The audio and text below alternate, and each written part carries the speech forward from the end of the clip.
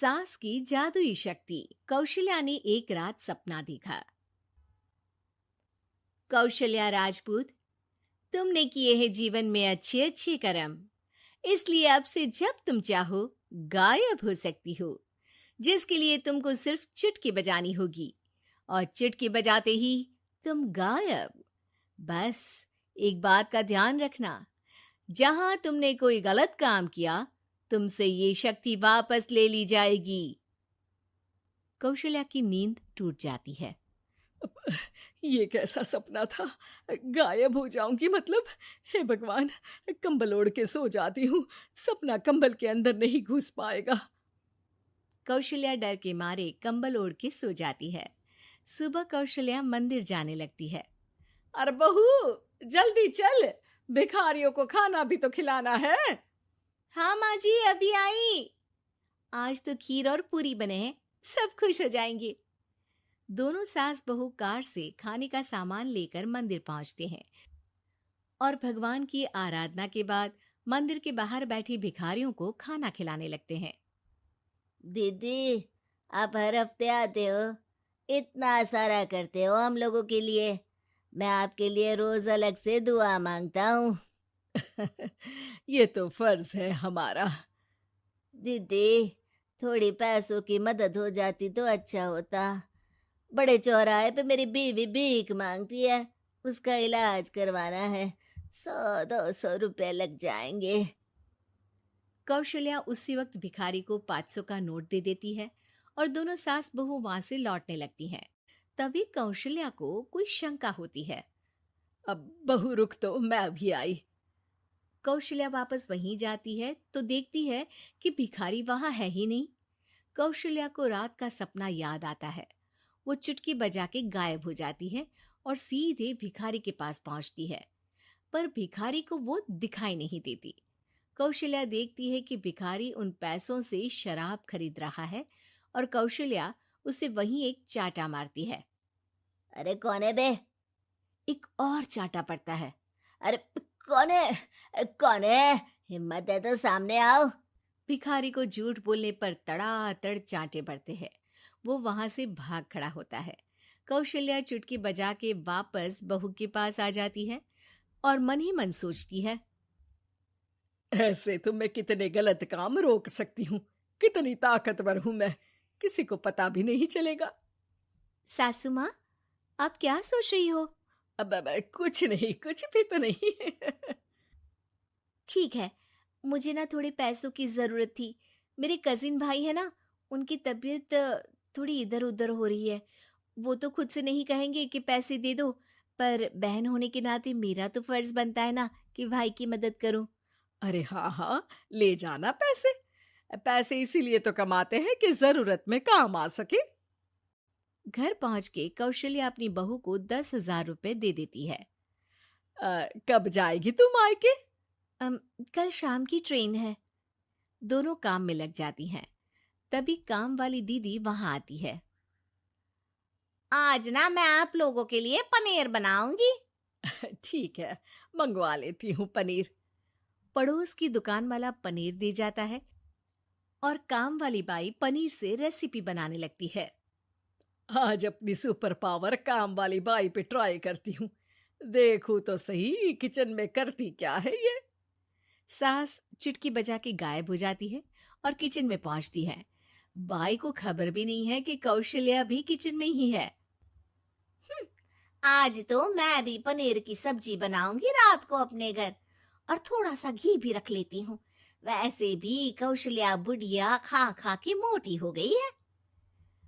Kaushalya by की चोरी पकड़ लेती है और गुस्से में बाई की चोटी ऊपर उठा देती है। बाई को समझ भी नहीं आता कि उसकी चोटी खड़ी कैसे होगी। वो डर के मारे चीख पड़ती है। बहू भागते हुए किचन में आती है। अरे क्या हुआ? ये तुम्हारी चोटी खड़ी कैसे है? करंट लग गया है क्या? पता नहीं, शायद किचन में ना भूत है। बाई वहां से भाग खड़ी होती है और कौशल्या चुटकी बजा के अपने कमरे में टीवी देखने लगती है। बहू वहां जाती है। माँ जी, किचन में ना भूत है, बाई भाग गई। अरे भागने देना, भूत का तो पता नहीं, किचन में चोर जरूर था और वो थी अपनी काम वाली। अच्छा हुआ चली गई। बहू को कुछ समझ नहीं आया। उसने किचन में जो देखा उसके सदमे में जो थी वो अभी तक। अगले दिन बहू अपने मायके के लिए निकल जाती है। कहीं भिखारी और काम वाली की तरह बहू भी तो मुझे धोखा नहीं दे रही। अरे कहीं वो पैसे ले जाके शॉपिंग तो नहीं करने वाली ना। अभी पता लगाती हूँ। मुझसे कुछ छिपा है भला। जैसे भगवान सब देख रहा है वैसे ही मैं भी सब देख रही हूँ। सास को अपनी शक्ति पर घमंड आ गया था। वो अब अच्छे काम करने की जगह अपनी शक्ति का इस्तेमाल खुद का शक मिटाने के लिए कर रही थी। वो चुटकी बजाती ही बहू के मायके चली जाती है। भैया, आपने बताया क्यों नहीं कि इतनी तबीयत खराब है? अरे तेरी सास बूढ़ी हो गई है, इतना भला काम करती है, उनकी मदद कौन करता है? यहाँ तो और भी लोग हैं ना। भैया, मेरे पास कुछ पैसे हैं, आप दूसरे डॉक्टर को दिखा दीजिए ना। अरे मुझे लगता है कि मेरा टाइम आ गया है, मुझे जाना होगा।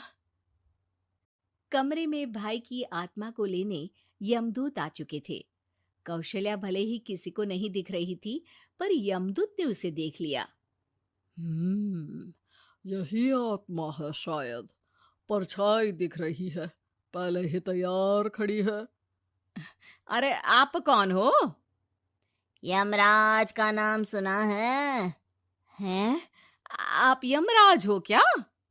नहीं, हम उनके यहाँ जॉब करते हैं, आत्मा उठा के ले जाते हैं डिलीवरी वाले। चलो अब तुम्हारा टाइम पूरा हो गया। अरे आप शायद ना वो बिस्तर पर पड़े आदमी की आत्मा को लेने आए हो। मैं तो बस यहाँ देखने आई थी कि मेरी बहू कहीं मुझसे पैसे लेकर शॉपिंग करने तो नहीं चली गई ना। मतलब तुम्हारे पास शक्ति है गायब होने वाली? हाँ। तुम ऐसे तुच्छ काम में उपयोग कर रही हो ऐसी दिव्य शक्ति का। अब तो तुमको ही लेके जाऊंगा। अरे नहीं नहीं, कल मुझे किटी पार्टी में भी तो जाना है। अब नरक में ही करना किटी पार्टी। नहीं नहीं नहीं। 3 बार नहीं क्यों बोल रही हो?